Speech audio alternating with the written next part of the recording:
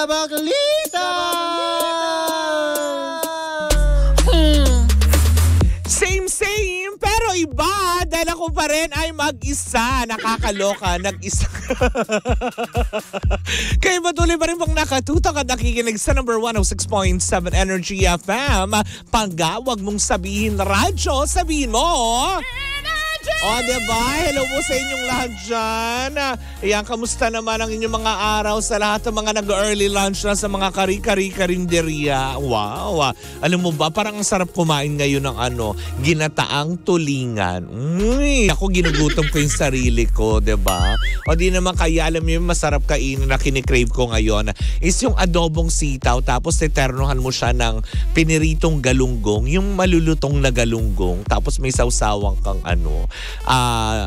kalamansi toyo na may sili. My God! Gravity to the highest level. Pinatakam ko lang kayo. Diba na nakakaloka yan?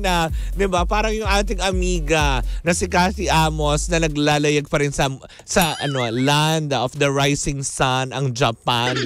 Diba? Shopping galore, girl. Grabe na it is.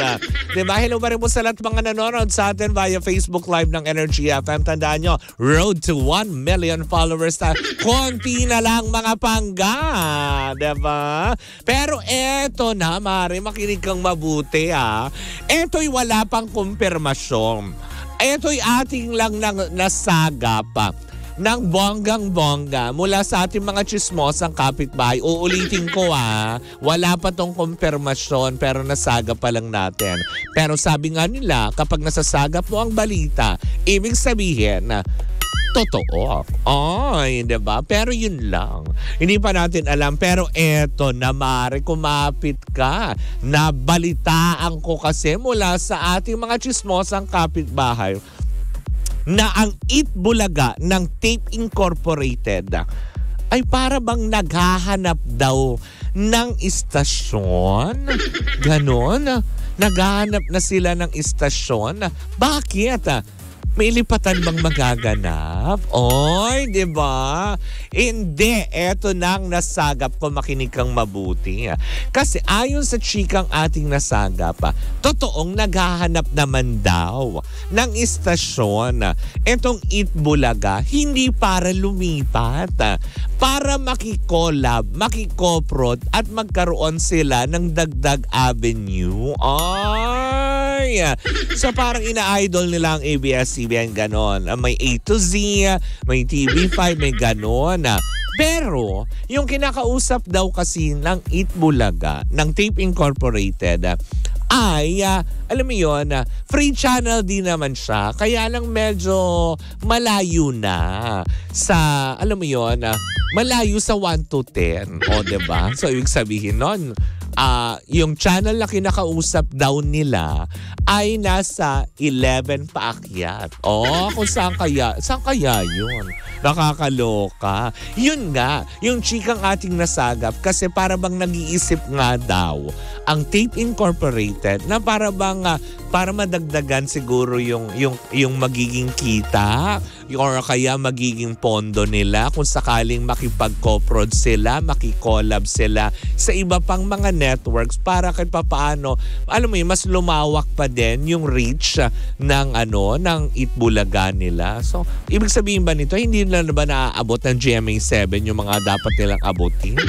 Diba? So, yun nga. Eto na. Diba? Ngayon ay may chika pa na para bang urong sulong daw ngayon ang Tape Incorporated. Kaya naguguluhan itong, alam mo yon, na ay nila na, alam mo yon, i-collab na channel. Kasi nga, hindi yata daw magkasundo sa magiging sharing.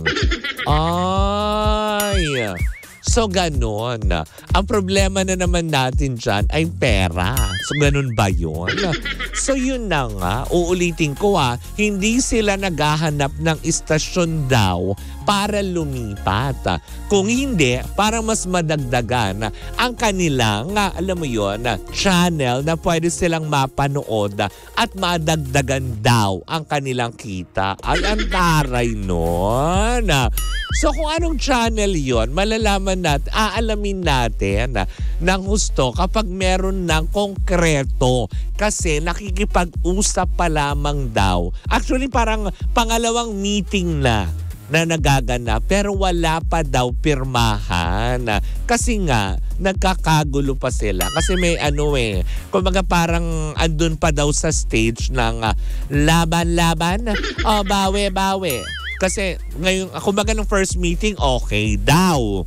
Yung first meeting nila, okay daw yung kanilang, alam mo yon, na pag-usapan. Tapos yung second meeting, parang may bawe-bawe, ganun. Ganun daw, ha? So, syempre, para sa pamunuan ng Tape Incorporated, welcome po kayo dito sa Baklitas para if ever klaruhin itong issue na ito kung totoo man, 'di ba? Para maihayag natin at magkaroon ng kumpirmasyon na kung saan nga ba pa kayo makikitay up na istasyon ng, alam mo yon, ng telebisyon.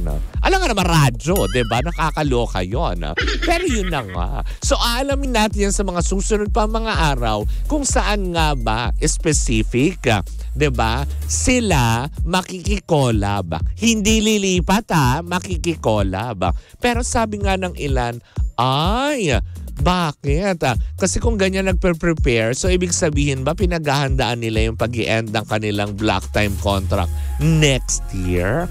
Ay, yan ang katanungan ng mga tao ngayon. 'Di ba, na posible nga ba na sinisiguro na nila yung kanilang magiging posisyon if ever man na hindi sila i-renew ng GMA 7? Ganon! O, 'di ba, nakakaloka. Ang arte ko dun sa aspeto na yon, 'di ba? Pero uulitin ko, wala pang formal na kumpirmasyon kung matutuloy nga ba yung pagsasanib puwersa ng Tape Incorporated at ng channel na kanilang napipisil. Ay, kung ano man yan, aalamin natin yan, 'di ba? Kung saang channel yan. Pero nagbigay lang naman ng clue is basta wala daw siya. O, 'di ba, nag-message kasi. Wala siya sa 1 to 15 na channel. Ay! So 15 pataas. Ano to? Channel 45, ganon? Hindi daw. O, 'di ba? Pero, ayan, bibitinin ko muna kayo. 'Di ba? Kasi syempre, alamin natin. Pero sa ngayon, yun pa lang ang chikang kumakalap na naghahanap na nga daw ng istasyon para makakolab. Hindi lilipatan. Uulitin ko, kasi baka naman may mag-grab na naman ng mga videos sa ito tapos itatag nyo na lilipat. Hindi lilipat. Makikikolab. Oh, diba? Nakakaloka yan. Anyways, siya po muna natatapos ang ating chikahan for today's video. Nako, eto na. Ihanda na ang inyong mga tenga dahil ang tunog pera ay susunod na. Ito ang Energy FM Super October, the 25th year anniversary promo nationwide.